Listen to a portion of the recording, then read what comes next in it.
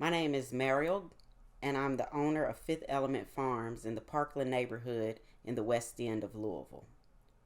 I grow produce on a vacant lot I purchased from the city in 2018 through the Cut It Keep It program.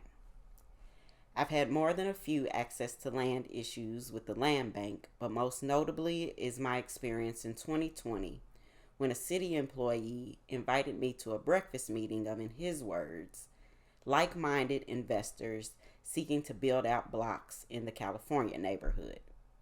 As it turns out, he was looking for Mario, not Mariel, and his voice command technology texted me by mistake. This was the second time this city employee called me looking for Mario. I've been trying to purchase city owned land to increase my grow space and have been met with constant denials.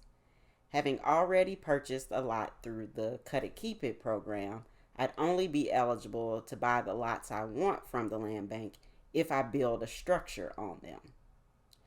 I'm not looking for blocks of land. My goal is to grow enough food to stock the food pantry at the other end of the block, and I need more land to be successful. There are more than 600 parcels of vacant land in the city land bank, and they seem to be offering them up to investors and developers with eggs on a platter at Cracker Barrel while dismissing the usefulness of land to solve problems like hunger. What bothers me about the TIF is that it's disguised as help to heal racial injustice, help that can only be delivered as an increase in our property values through development, not through the development of our individual property, but development that subsidizes folks who already have enough money to build whatever they want, wherever they want.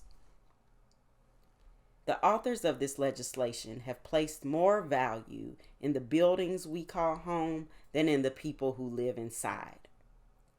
If they valued us as people and were trying to show us how long overdue equity and justice are, they would legislate closing the racial and gender pay gaps.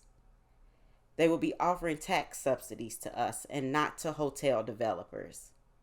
They will be removing the pollutants from our air and not fining orchards and pollinator gardens for tall grass and weeds. The authors of this legislation are politicians, builders, bankers, and lawyers who could offer opportunity to the West End every day when they go to work in their regular jobs.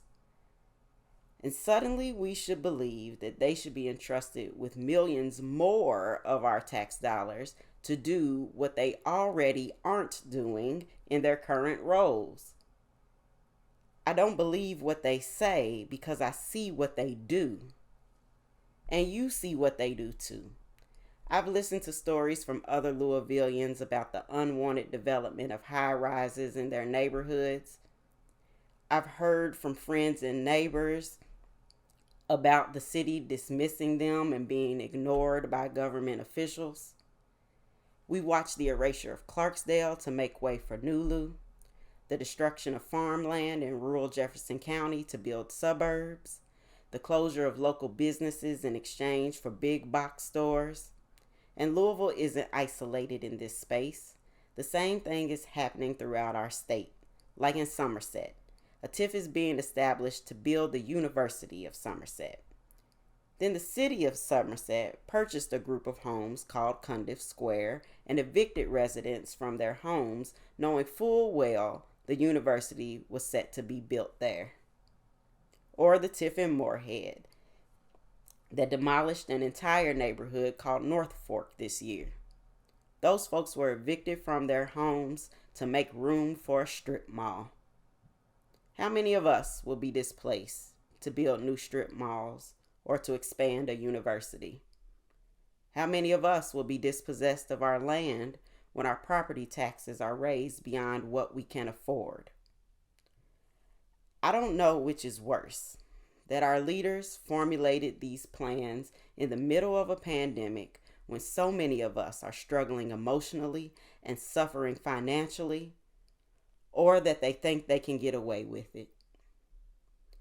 Let's not let them get away with it this time.